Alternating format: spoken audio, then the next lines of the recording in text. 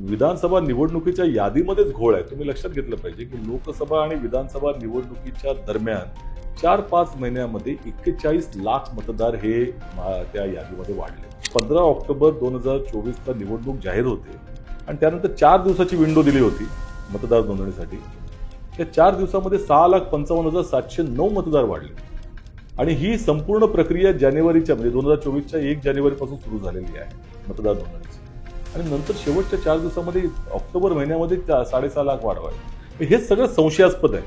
कारण हा जर नावच जर सत्याचा मोर्चा असं दिलेलं आहे, लोकशाहीच्या संरक्षणासाठी उचललेलं हे पाऊल आहे.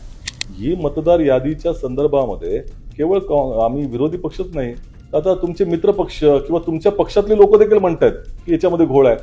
आत्ताच ते संजय गायकवाड आमदार काय म्हणाले की बुलढाण्यामध्ये जवळपास 1 लाख मतदार बोगस आहेत.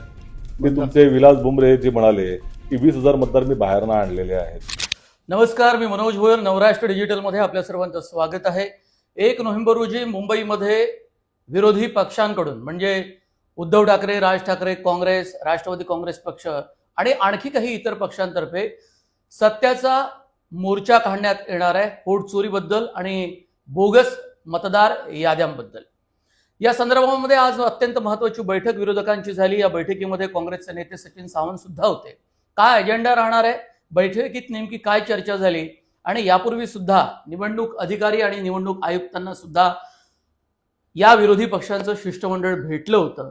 गेल्या काही दिवसांमध्ये नेमकं काय घडलं आणि पुढे त्यांच्या आंदोलनाची दिशा नेमकी काय राहणार आहे यावर आपण बातचीत करणार आहोत. सचिन सावंत यांच्यासोबत खूप स्वागत आहे. एक साधारणतः आपण लक्षात घेतलं तर मंत्रालयामध्ये सर्व तुम्ही नेते मंडळी वेगवेगळ्या पक्षांचे भेटले, त्यानंतर आता परत विरोधक एकवटले. आज अत्यंत महत्वाची या संदर्भातली बैठक झाली आणि 1 नोव्हेंबरला पुन्हा आपला मोर्चा आहे. आज काय नेमकं कुठल्या मुद्द्यावर चर्चा झाली? नाही, मुद्दा हाच आहे की म्हणजे ज्या पद्धतीचा मोर्चा हा आपल्याला निघाला पाहिजे, त्या सर्वपक्षीय असला पाहिजे आणि त्या दृष्टिकोनातून सर्वांनी मिळून ताकद लावण्याची आवश्यकता आहे. कारण हा जर नावच जर सत्याचा मोर्चा असं दिलेलं आहे, लोकशाहीच्या संरक्षणासाठी उचललेलं हे पाऊल आहे. आणि एकंदरच निवडणूक आयोगांची जी भूमिका आहे ती पूर्णपणे असहकाराची आणि संदिग्ध आहे, याच्यात काही शंका नाही. आम्ही सातत्यानं प्रयत्न केले निवडणूक आयोगाला सांगण्यासाठी की तुम्ही लोकशाहीमधला हा जो काही मूलभूत प्रक्रिया आहे, जी मतदानाचा जो अधिकार हा संविधानानं प्रत्येक व्यक्तीला दिलेला आहे आणि मतदानाच्या अधिकाराचं हनन हितं होत आहे. मतदार यादी ही पूर्णपणे घोटाळेयुक्त आहे. खऱ्या अर्थानं निवडणूक आयोगाची जी भूमिका राहिल्या पाहिजे कायद्याच्या अनुषंगानं पण पाहायचं झालं तर 2024च्या विधानसभा निवडणुकीची यादी त्यांनी घेतली पाहिजे होती, परंतु ती न घेता त्यांनी 1 जुलै ही तारीख कशी निर्धारित केली, 1 नोव्हेंबर का नाही, याचंही उत्तर त्यांना देता येत नाही. आणि त्या विधानसभा निवडणुकीच्या यादीमध्येच घोळ आहे. तुम्ही लक्षात घेतलं पाहिजे की लोकसभा आणि विधानसभा निवडणुकीच्या दरम्यान 4-5 महिन्यामध्ये 41 लाख मतदार हे त्या यादीमध्ये वाढले. आणि त्याच्याही पलीकडे बाब म्हणजे 15 ऑक्टोबर 2024ला निवडणूक जाहीर होते आणि त्यानंतर 4 दिवसाची विंडो दिली होती मतदार नोंदणीसाठी. त्या 4 दिवसामध्ये 6,55,709 मतदार वाढले आणि ही संपूर्ण प्रक्रिया जानेवारीच्या म्हणजे 2024च्या 1 जानेवारीपासून सुरू झालेली आहे मतदार नोंदणीची. आणि नंतर शेवटच्या 4 दिवसामध्ये ऑक्टोबर महिन्यामध्ये 6.5 लाख वाढवाय. हे सगळं संशयास्पद आहे. दुसरीकडे मतदार याद्यांमध्ये अनेक घोळ जे आम्ही सातत्याने सांगितले. राहुल गांधीजींनी खऱ्या अर्थानं हा विषय लोकांसमोर आणला, पुरावे निश्चित सिद्ध करून दाखवलं की इथे मतचोरी होते आहे आणि महाराष्ट्रातली उदाहरणं दिली. आणि त्यामधनं संपूर्ण देशामधल्या विरोधी पक्षांचे जे डोळे उघडले, जनतेचे डोळे उघडले आणि त्यातनं प्रत्येक राज्यामध्ये हा विरोध होतो आणि महाराष्ट्रामध्ये देखील आता सगळ्यांनी मिळून त्याचा विरोध करण्याचं ठरवलेलं आहे. आता मला एक सांगा की 2 गोष्टी एक महत्त्वाच्या दिसल्या. ते म्हणाले की विधानसभा आणि लोकसभेची जी मतदार यादी असते तीच आम्ही स्थानिक स्वराज्य संस्थांच्या निवडणुकीमध्ये वापरतो आणि व्हीव्हीपॅटची जी मागणी केली होती ती त्यांनी पूर्णपणे फेटाळली आहे. कुठल्या तरी वेगवेगळ्या कलमांचा आधार देत त्यांनी म्हटलं की स्थानिक स्वराज्य संस्थांच्या निवडणुकीमध्ये व्हीव्हीपॅट उपलब्ध करून देता येणार नाही. असं आहे, पहिली गोष्ट अशी की या मतदार यादीच्या संदर्भामध्ये त्यांनी 1 जुलैची तारीख निर्धारित केली, आम्हाला ती अद्याप दाखवलेली नाही. प्रश्न असा आहे की लोकशाहीमध्ये मूलभूत प्रक्रिया जी लोकसभा आणि विधानसभा निवडणुकीमध्ये पार पाडली जाते की एखादी यादी डिक्लेअर केल्यानंतर त्याच्यामध्ये आक्षेप नोंदवायला वेळ दिला जातो आता ही पाहिलीच नाही, त्याच्यानंतर आक्षेप कसे नोंदवणार, हा मूलभूत मुद्दा आहे. 2024ची यादीमध्ये घोळ आहेत आणि तेच घोळ तुम्ही घेऊन आता 1 जुलैपर्यंत आणि आता 15 ऑक्टोबरचं त्यांनी आत्ताच लगेचच जे सांगितलं, केंद्रीय निवडणूक आयोगाच्या मुख्य अधिकाऱ्यांनी त्यांनी पत्र पाठवलंय की 15 ऑक्टोबरपर्यंतची यादी देता येईल का, याबद्दल चर्चा चालू आहे. म्हणजे आम्ही जर दबाव टाकला नसता तर इथपर्यंत पण आलं नसतं. त्यामुळे ही घोळयुक्त यादीच वाढलेली आहे. याच्यामध्ये जो मूलभूत आम्हाला महत्वाचा जो काही आमचा अधिकार आहे की या यादीची जी आम्हाला पाहायला मिळणार आहे त्याच्यामध्ये जर घोळ असतील तर त्याचं निराकरण कसं करणार, याचं उत्तर नाही. व्हीव्हीपॅटच्या संदर्भामध्ये असं म्हटलंय कालच, म्हणजे आम्हाला त्याचंही आश्चर्य वाटलं. ते म्हणताय 2 कारणं त्यांनी दिली की स्थानिक स्वराज्य संस्थांमध्ये व्हीव्हीपॅट वापरण्यासाठी कायद्यानं मुभा नाही, नंबर 1. नंबर 2 त्यांनी म्हटलं की अनेक प्रभागांमध्ये 3-3, 4-4 उमेदवार असतात आणि त्यामुळे व्हीव्हीपॅटमध्ये ते कसं दिसेल याच्यासाठी ती त्या पद्धतीनं टेक्निकल इव्हॅल्युएशन कमिटी त्याचा अजून अभ्यास करते, अशा पद्धतीचं त्यांनी 2 कारणं दिली. आता पहिलं जर कारण तुम्ही पाहिलं तर ते इतकं तकलादू आहे की याच राज्य निवडणूक आयोगानं 2017 साली, म्हणजे आता शेवटची निवडणूक जी झाली होती स्थानिक स्वराज्य संस्थे 2017 सालीच झाली. त्या 2017च्या निवडणुकीमध्ये नांदेड वाघाळा मतदारसंघामध्ये, जे आपल्या महानगरपालिकेच्या निवडणुकीमध्ये टेस्ट करण्यासाठी पहिल्यांदा व्हीव्हीपॅट हे वापरले वॉर्डामध्ये. आणि तिथे ते वापरलं गेल्यानंतर आमचा प्रश्न हा आहे की ते तुम्ही वापरलं त्यावेळेला तुम्हाला कुठल्या कायद्याची अडचण आली होती? तिथे तर तुम्ही वापरलं होतं, याचा अर्थ कायद्यानं तुम्हाला मुभा होती. दुसरीकडे असं आहे की तुम्हाला प्रभागाचं तुम्ही कारण देतात, पण मुंबईमध्ये कुठे प्रभाग आहेत? मुंबईमध्ये वॉर्ड आहेत. मग मुंबईमध्ये तुम्ही का वापरत नाहीत? मग तुम्ही लगेचच काही ना काहीतरी अशी तकलादू कारण देऊन हे टाळताय जबाबदारी, हा मूळ मुद्दा त्या ठिकाणी आहे. व्हीव्हीपॅट ही ज्या वेळेला एका अशा प्रक्रियेचा भाग आहे, तो लोकशाही मधला जी सतत आपण त्याच्यामध्ये परिवर्तन कशासाठी करतो, सुधारणा करण्यासाठी. अधिकाधिक ती सिस्टीम जी आहे ती प्रबळ झाली पाहिजे, अधिक त्या ठिकाणी पारदर्शक झाली पाहिजे, यासाठी सगळ्या संविधानिक संस्थांचा कल असला पाहिजे, त्यांची ती जबाबदारी आहे. त्यामुळे व्हीव्हीपॅट आले कशाला त्यावेळेला की ईव्हीएम मशीनमध्ये त्यावेळेला आक्षेप नोंदवले होते की याच्यामध्ये आम्हाला कळत नाही कोणाला मतदान केलेलं आहे, ते दिसावेत. म्हणजे ही निवडणुकीच्या एका ज्या प्रक्रियेचा अधिक सुधारणावादी भूमिका होत्या वेळेला त्या निवडणूक आयोगाने घेतली होती. तुम्ही कुठल्या जमान्यामध्ये आहात आता आणि तुम्ही का टाळता आहात? आणि तुम्ही स्वतः वापरलेले देखील आहेत आधी. त्यामुळे हे काही कारणं जे दिली आहेत ते पटणारी नाही आहेत. हे जाणीवपूर्वक आमचं मत आहे की जे राहुल गांधीजीने म्हटलं की निवडणूक आयोग आणि भारतीय जनता पक्षाचं जे संगनमत आहे ते हितही तुम्हाला दिसते.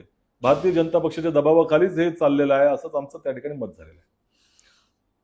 विरोधकांचं हे एकवटणं सत्ताधारी पक्षांना अजिबात आवडलं नाही. त्यांचा मुद्दा आहे की लोकसभा निवडणुकीमध्ये तुमची इतके खासदार निवडून आले, मग त्यावेळेला बोगस मतदार नव्हते का, त्यावेळेला दुबार मतदार नव्हते का, असा एक मुद्दा त्यांनी पुढे आणलेला आहे. याशिवाय पुढचा तुमचा पराभव निवडणुकीतला आताच तुम्हाला स्पष्ट दिसतोय आणि म्हणून मग तुम्ही गांगरून गेलेले आहेत, भेदरून गेलेले आहेत आणि तुम्ही एकत्र आलेले आहेत. म्हणजे राज्याचे मुख्यमंत्री देवेंद्र फडणवीस असतील, एकनाथ शिंदे, हे तुमचा हल्ला सगळा परतवून लावण्यासाठी त्यांची अशी विधानं सातत्यानं पुढे असं आहे की तुम्ही स्वतःच पहिल्यांदा 3 वर्ष जवळपास 2022ला निवडणूक होणार, म्हणजे व्हायला हवी होती नियमानुसार, ती टाळून 2025 पर्यंत तुम्ही 3-3.5 वर्ष ही निवडणूक पुढे ढकलली. याला कारण काय होतं? तुम्ही घाबरला होतात म्हणून ना. आता प्रश्न असा आहे की लोकसभा निवडणुकीच्या मध्या ज्या वेळेला त्याच्यानंतर 5 महिन्यामध्ये 41 लाख जे मतदार वाढले आणि त्यानंतर जे पुरावे दिलेले आहेत ते पुरावे इतके त्या ठिकाणी म्हणजे महत्त्वाचे आहेत की त्यातनं सरळ सरळ सिद्ध होतं की प्रत्येक मतदारसंघामध्ये अशा पद्धतीचा गोंधळ घातला गेलेला आहे ज्याने भाजपला फायदा झालेला आहे. आणि जर असं नसतं तर भारतीय जनता पक्षालाही आम्ही बोलवलं होतं निवडणूक आयोगासमोर, ते का नाही आले? तुमचा फायदा झाला म्हणूनच, स्वराच्या मनामध्ये चांदणं असं तसंच म्हणून तुम्ही आला नाहीत. आणि ही मतदार यादीच्या संदर्भामध्ये केवळ आम्ही विरोधी पक्षच नाही, आता तुमचे मित्र पक्ष किंवा तुमच्या पक्षातले लोक देखील म्हणतात की याच्यामध्ये घोळ आहे. आत्ताच ते संजय गायकवाड आमदार काय म्हणाले की बुलढाण्यामध्ये जवळपास 1 लाख मतदार बोगस आहेत. ते तुमचे विलास बुमरे जे म्हणाले की 20,000 मतदार मी बाहेरनं आणलेले आहेत. बरोबर आहे. आणि दुसरी गोष्ट, आता गिरीश महाजनांचं काही दिवसापूर्वीचं वक्तव्य त्या ठिकाणी मी ऐकत होतो. ते काय म्हणतात की काही घोळ असतील तरी देखील त्या मतदानाला सामोरं जायला काय हरकत आहे म्हणून. याचा अर्थ काय झाला की घोळ आहेत ना, तुम्हीच मान्य करताय. मग तरी देखील तुम्ही का म्हणताय अशा तऱ्हेने की हीच मतदार यादी वापरावी म्हणून? नाही, मुळात म्हणजे सालोनसाल हे बोगस मतदार येत होते की आता अलीकडच्या काळामध्येच ते घुसवले गेले? असं आहे की या आताच्या कालावधीमध्ये या संदर्भामध्ये त्याला इन्स्टिट्यूशनलाइज केलं गेलेलं आहे आणि प्रत्येक मतदारसंघामध्ये जाणीवपूर्वक अशा पद्धतीचं चित्र कमी केलेलं आहे की जे विरोधी पक्षाचे मतदार जे पारंपरिक असतील किंवा असं ज्यांची मतदान होण्याची शक्यता जास्त आहे त्यांना गाळणं आणि असे बोगस मतदाराची प्रत्येक मतदारसंघामध्ये भरती करणं.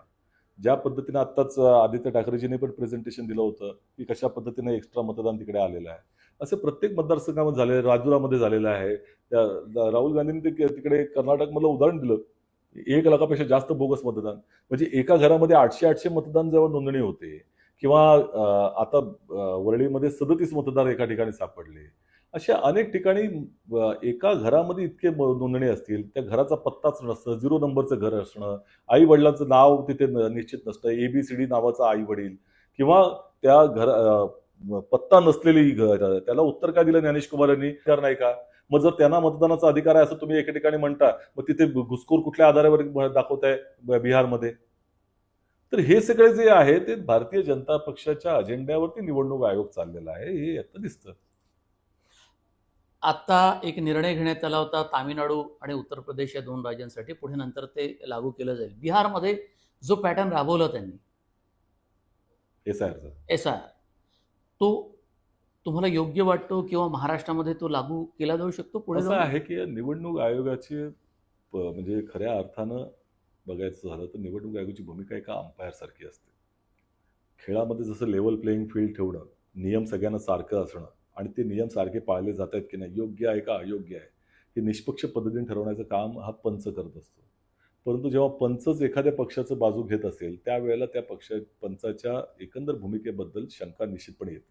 जसं बिहारचा SIRचा विषय आहे. खऱ्या अर्थानं SIR ज्याला इंटेन्सिव्ह रिव्हिजन आपण म्हणतो, त्या इंटेन्सिव्ह रिव्हिजन ही कधी झाली पाहिजे? निवडणुकांच्या 2 वर्ष आधी. म्हणजे त्या ठिकाणी विधानसभा निवडणूक होत असेल तर त्याच्या जवळपास 2 वर्ष आधी ही प्रक्रिया अगोदरची जी परंपरा आहे त्या पद्धतीनं पाहिलं तर तशी पार पडली पाहिजे. परंतु बिहारमध्ये 4 महिने राहिले होते निवडणुकीला आणि तुम्ही केलं आणि तत्काळ 65 लाख मतदारांना तुम्ही बाजूला केलं. तर का केलं? त्याला पॉलिटिकल अँगल त्या ठिकाणी होता. त्याच पद्धतीनं अशा आता महाराष्ट्रामध्ये आता तुम्ही SIR घेत नाहीत का म्हणतात, स्थानिक स्वराज्य संस्थांचं निवडणुकीचं तिथे कारण देतात. पण काही राज्यांमध्ये अशा निवडणुका आहेत तिथे तुम्ही घेताय.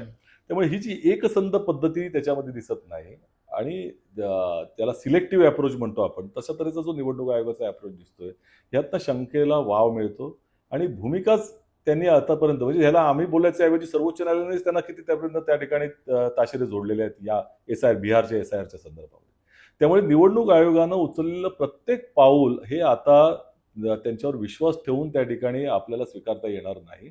त्यांच्यामध्ये राजकीय दृष्टिकोन आहे का, भारतीय जनता पक्षाच्या आदेशानं काय चाललंय का, हे आम्हाला प्रत्येकाला पाहावं लागेल. विरोधक एकवटले, राज्य सरकारवर त्याचा खरंच दबाव पडतोय का, काही गोष्टींची दखल घेतली जाते का? खरं तर हे सगळं निवडणुकीच्या संदर्भातली जी काही प्रक्रिया आहे ती केंद्रीय निवडणूक आयोग याच्याशी संबंधित असल्याचं सातत्यानं सांगितलं जातं. तुमच्यामध्ये आधीच खूप कन्फ्युजन आहे, कधी तुम्ही निवडणूक अधिकाऱ्यांना भेटता, कधी आयुक्तांना भेटता, असं मुख्यमंत्री तुमच्या पहिल्या भेटीनंतर त्यांचं हे विधान होतं.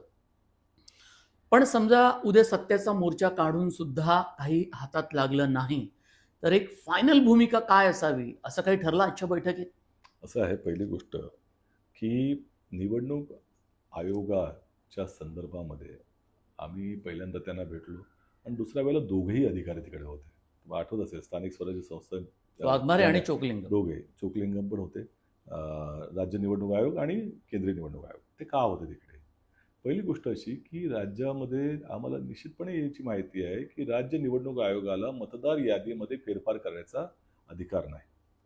त्यांनी एक निर्धारित केली, ती चुकीच्या पद्धतीने केली होती की 1 जुलै का, ते 1 जुलै त्यांनी कशा पद्धतीने केली त्याचं आत्ता काही उत्तर मिळालं नाही, परंतु त्यांनी निर्धारित केली. आता त्या यादीमध्ये जर आक्षेप असेल तुम्हाला तर निवडणूक आयोग, राज्य निवडणूक आयोग म्हणतो की आम्ही त्या मतदारांची जी काही योग्यता किंवा अयोग्य आहे हे ठरवण्याचा आम्हाला अधिकार नाही, तो केंद्रीय निवडणूक आयोगाला अधिकार आहे. पण मग तीच यादी जर केंद्रीय निवडणूक आयोगाने दिलेली यादी वापरत असाल तर ती जर अयोग्य असेल तर आम्ही करायचं काय? मग आम्ही केंद्रीय निवडणूक आयोगाला सांगितलं किंवा ह्याच्यामध्ये त्या ठिकाणी उत्तर शोधा. तर त्यांचं म्हणणं आहे की ही प्रक्रिया त्यांच्या अधीन आहे, आम्ही ते करू शकत नाही. कारण ते आम्ही फक्त निवडणुकाला ते देण्याचा म्हणजे आमची जबाबदारी आहे की त्यांनी मागितले आम्हाला ह्या तारखेची द्या, आम्ही त्या तारखेची ती यादी दिली त्यांना. तर ह्या पद्धतीमधनं मार्ग लोकशाहीला पूरक किंवा लोकशाहीच्या दृष्टिकोनातून आदर्श मार्ग निघत नाही. संविधानाच्या माध्यमातून जर तुम्ही बघायचं झालं तर लोकसभा आणि विधानसभा निवडणुकीमध्ये प्रत्येक वेळेला जेव्हा निवडणूक असते त्याच्या आधी एक सिंपल रिव्हिजन होत असतं आणि त्या सिंपल रिव्हिजनमध्ये तुम्हाला आक्षेप नोंदवायची संधी असते. त्यानंतर ही प्रक्रिया सुरू होते. त्या प्रक्रियेमध्ये सतत मतदार नोंदणी होत असते आणि नंतर शेवटच्या क्षणापर्यंत जी यादी होते त्याच्यापर्यंत आक्षेप तुम्ही नोंदवू शकता आणि मग फायनल ड्राफ्ट जो येतो तो सप्लिमेंटरी ड्राफ्ट येतो. याचं हीच प्रक्रिया इथं का राबवली जाऊ शकत नाही की बाबा तुम्ही यादी प्रकाशित केली, त्या प्रकाशित करण्याकरता तुम्हाला आम्हाला विरोधी पक्षांना किंवा इतर कोणी असेल त्याला तिथे आक्षेप नोंदवायची संधी द्यावी, ती संधी त्याचं निराकरण व्हावं, ती रेक्टिफाय व्हावी यादी आणि मग ती रेक्टिफाय झालेली यादी मग वापरण्यात यावी, जेणेकरून तिथे योग्य अयोग्य उमेदवार आपला मतदार आहे की नाही ह्याच्याबद्दल कोणाच्या मनामध्ये साशंकता राहणार नाही. परंतु ह्या पद्धतीमध्ये पूर्णपणे अवलंब करण्यासाठी या दोघांचाही त्या ठिकाणी हात वरती केलेले आहेत त्यांनी. हे चुकीचं आहे. कारण पहिल्यांदा जी यादी वापरली जाते त्याच्यात घोळ आहे आणि घोळ असलेल्या यादीबरोबर आम्ही का जावं या प्रश्नाचं उत्तर त्यांनी देत नाहीत. पण मग समजा त्यांनी काहीच उत्तर दिलं नाही आणि कुठलीही भूमिका घेतली नाही जी तुम्हाला म्हणजे तुम्हाला अनुकूल असेल तुमच्या मागण्यांसाठी, मग शेवटी होणार काय? स्थानिक स्वराज्य संस्थांच्या निवडणुका ज्या वेळेला घोषित होतील तारखा त्यावेळी त्या घेतल्या जातील. तुम्ही असं कसे आहे सामोरे की, जाणार त्याला? लक्षात घ्या, इथे कोणी सचिन सावंत किंवा एखादं उद्धव ठाकरे किंवा हर्षवर्धन सपकाळ अशा व्यक्तीचा विषय नाही. लोकशाहीमध्ये राजकीय पक्ष हे अत्यंत महत्त्वाचं त्याचं अंग असतं. त्यांच्याशिवाय ही लोकशाहीची प्रक्रिया पूर्ण होत नाही. आणि ज्यावेळेला संपूर्ण विरोधी पक्ष एकवटून सांगतोय की हे करू नका, त्यावेळेला तुम्ही निवडणूक कोणासाठी घेतात? भारतीय जनता पक्षासाठी घेत असतात का सगळ्याच पक्षांसाठी घेताय? त्यामुळे विरोधी पक्षाची एकमेव भूमिका आणि एकत्रित भूमिका जेव्हा असते त्यावेळेला निवडणूक आयोगानं ते मान्य करणं आवश्यक असतं. लोकशाही ही चांगली झाली पाहिजे, पारदर्शक पद्धतीनं त्याचा अवलंब झाला पाहिजे, ही भूमिका निवडणूक आयोगाची असली पाहिजे. का आम्ही म्हणतो तीच पूर्व दिशा म्हणणं हे योग्य नाही. आणि त्याचसाठी आम्ही आता मोर्चा केला. आमचं पहिल्यांदा शिष्टमंडळ जाऊन भेटलं, त्यांना त्या ठिकाणी विनंती केली की हे योग्य नाही आहे, त्याच्यामध्ये चुका दिसत आहेत. तेही त्यांनी मान्य पण केलेले अनेकदा बोलताना. काय ते नाही मान्य केलं त्यांनी? म्हणजे बोलताना की बाबा असेल तर आम्ही त्याला कायद्यानं बांधलेलो आहोत, आम्ही काय करू शकत नाही, हात वरती केले. ती त्यांच्यावरती एकमेकांवरती जबाबदारी ढकलण्याचं जो काम चाललेलं आहे त्याचं कारण असते ना. असेल तर मी काय करू शकत नाही. स्थानिक स्वराज्य संस्थांचे जे आपले राज्य निवडणूक आयोगाचे जे त्यांनी तेच म्हटलं आम्हाला त्याच्यामध्ये बदल करण्याचा अधिकार नाही. मग बदल करण्याचा अधिकार यांना असेल तर त्यांनी का नाही करावा? ह्याचं उत्तर दिलं जात नाही. ही काही आदर्श प्रक्रिया नाही. पंचानं पंचांची भूमिका केली पाहिजे. यादीबद्दल त्या ठिकाणी शंका असेल तर त्यांना संधी देण्याची काम हे आम्हाला केलं पाहिजे. हर्षवर्धन सकपाळ सातत्यानं तुमच्या शिष्टमंडळात गैरहजर, त्यानंतर आजच्या विरोधकांच्या बैठकीमध्ये गैरहजर, का असं होतं? राज्याचे प्रदेशाध्यक्ष काँग्रेसचे या बैठकांपासून आणि भेटीपासून का अलिप्त राहू पाहतात? पहिली गोष्ट अशी की आज मी असेल, नसीम खान असेल, आम्ही जे गेलो होतो काँग्रेसचे प्रतिनिधी म्हणून तिथे गेलो होतो. हा जो प्रश्न आहे, जिथे राज ठाकरे, उद्धव ठाकरे, शरद पवार येतात तिथे असं सुद्धा नाही. आज शरद पवार साहेब नव्हते. आज नव्हते, पण मागच्या वेळेला शरद आणि पवार आज साहेब होते. उद्धव ठाकरेजींशी फोनवरती बोलणं देखील सपकाळ साहेबांनी केलेलं आहे. त्यांची 10 मिनिटं त्याबद्दल बोलले देखील आहेत. प्रश्न असा आहे की त्यांचा कार्यक्रम पूर्वनियोजित होता. ते बाहेर दौऱ्यावर होते. आजही तुम्ही बुलढाण्यावरनं त्यांना पाहिलं असाल. व्यस्त कार्यक्रम होता आणि मुंबईमध्ये पण हा मुद्दा महत्वाचा मुंबईमध्ये नाहीये त्यांच्यासाठी. नाही, असं नाही. मुंबईमध्ये नव्हते. आणि या संदर्भामध्ये आमची भूमिका, आमचा पाठिंबा पूर्णपणे या मोर्चाला आणि या एकंदर प्रक्रियेला आहे. कारण हा मोर्चात मुद्दा राहणार आहे सकपाळ साहेब? या आमचं वरिष्ठ नेतृत्व निश्चित त्या ह्याला असणार आहे, त्या मोर्चामध्ये सहभागी होणार आहे. नाही, काँग्रेसचे प्रदेशाध्यक्ष 1 नोव्हेंबरच्या मोर्चात राहतील का? असं आहे की सर्व पक्षीय आहे. काँग्रेस पक्ष ठरवतो की काँग्रेस पक्षामध्ये कोणी जावं काय नाही, तो पक्षाचं वरिष्ठ नेतृत्व ठरवतो. पण त्या बैठकीत म्हणजे त्या मोर्चामध्ये पक्षाचे प्रमुख जिथे राहणार जिथे आहेत सगळे वरिष्ठ नेतेच असणार आहेत त्याच्यात अच्छा. काही शंका नाही. त्यामुळे आमचा पूर्ण पाठिंबा या मोर्चाला आहे. एक साधारणतः हा मोर्चा कसा आयोजित केला जाईल, काय रूपरेषा असं राहील? आहे की फॅशन स्ट्रीटवरनं मोर्चा निघेल. तो मेट्रोच्या मार्गानं महानगरपालिकेच्या समोर तिथे स्टेज असेल तिथपर्यंत जाणार आहे आणि तिथे सभेमध्ये त्याचं रूपांतर होईल आणि मग आझाद मैदानात. आझाद मैदानाच्या बाजूला बाहेर रोडवरती तिथेच स्टेज टाकून तिथे मोर्चाला सभेमध्ये रूपांतर त्याचं होऊन जाईल. आणि मग पुढची दिशा तिथे स्पष्ट होण्याची निश्चितपणे. शक्यता आहे. काँग्रेस पक्षानं आणि इतर विरोधी पक्षाने हे जे ठरवलेलं आहे आपल्याला की या यादी निर्दोष जोपर्यंत होत नाही तोपर्यंत निवडणुका होऊ नयेत, त्या भूमिकेच्या अनुषंगानं पुढचं पाऊल काय असेल ते सगळे नेते मंडळी पण सांगतील. राज ठाकरे यांनी या मुद्द्यावर आक्रमक भूमिका घेतली आणि ते पुढे जात आहेत. त्यांच्या पक्षाच्या बैठकीत सुद्धा आवर्जून हा ते मुद्दा मांडतायत, मोर्चाला येण्याचं आवाहन करतायत. तुम्ही राज ठाकरे यांच्या नेतृत्वाकडे या मुद्द्यावर तुम्ही कसं पाहता? असं आहे की दोन वेगळे विषय आहेत, एक लक्षात घ्या. हा जो मुद्दा आहे हा लोकशाहीचा मुद्दा आहे, लोकशाही वाचवण्याचा मुद्दा आहे, लोकशाही संकटात आहे हा मुद्दा आहे. आणि तो सर्व पक्षांच्यासाठी आहे आणि जनतेसाठी आहे, देशाच्या प्रत्येक नागरिकासाठी आहे. संविधानानं प्रत्येक नागरिकाला मतदानाचा अधिकार दिलेला आहे, त्यामुळे त्याचा जर अधिकाराचा हनन होत असेल तर तो देशाचा मुद्दा आहे. अशा प्रश्नावरती सर्व विरोधी पक्ष एकत्र येऊन त्या ठिकाणी निश्चितपणे ह्या विषयावर लढतायत. तो आणि राजकारणाचा मुद्दा हा दुसरा मुद्दा असतो, त्याच्या पलीकडचा आहे, तो त्याच्यानंतर येतो.